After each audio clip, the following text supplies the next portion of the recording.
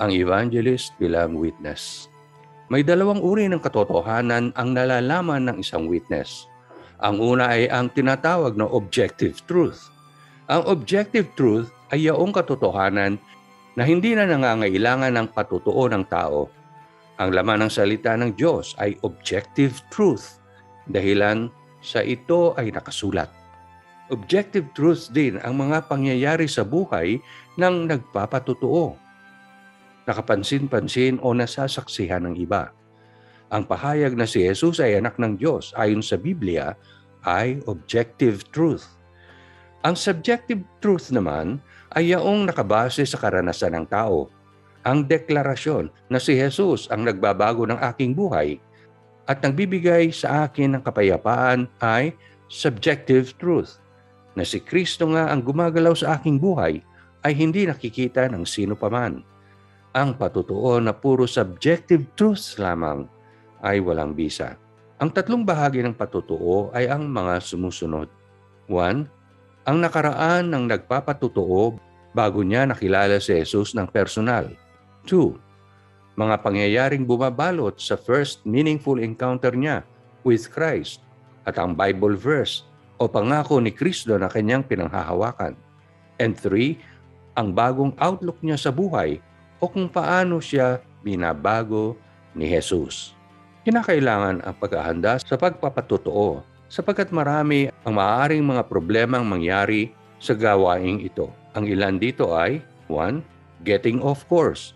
Madaling mapunta kung saan-saan ang pagkukwento ng isang taong mahilig bumangka sa usapan. O kaya naman ay ang isang nagpapatutuo ay nagre-recite ng napakaraming Bible verses one after another or magbibigay ng maraming halimbawa para lamang bigyang diin ang isang punto. Ang ganitong paraan ng pagpapatutuo ay nag-aanyaya ng questions o objections mula sa nakikinig. Walang tao ang may gusto na pagsermonan siya ng kanyang kausap. Kapag nag-umpisa nang magtanong ang taong pinagwi-witnessan o baka naman kung saan na mapunta ang usapan hanggang sa makalimutan na ang tunay na pakay sa pagpapatutuo. Number 2, getting into an argument. Every time na may sabihin tayong hindi maganda patungkol sa relihiyon ng nakikinig, nag-aanyaya tayo ng argumento.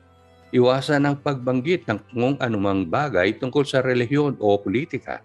Kapag inilagay sa defensive ang kausap, tiyak na ipagtatanggol niya ang kanyang sariling paniniwala.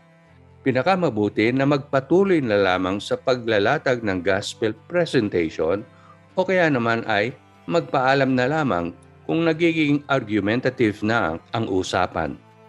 3. Getting caught up sa kwento ng sariling buhay. Gugustuhin natin na ikwento ang ating sariling experiences kung hindi natin didisiplinahin ang ating bibig. Dapat na pakatandaan ng isang witness na hindi kailanman maliligtas ang isang tao dahilan sa pakikinig ng mga kamanghamanghang pangyayari na naganap sa kanyang buhay. Kinakailangan na marinig ang salita ni Kristo na siyang magbibigay ng pagkakataon sa nakikinig na maniwala sa sinasabi ni Jesus at tuloy magkaroon nito ng pananampalataya at sa makatuwid, kaligtasan.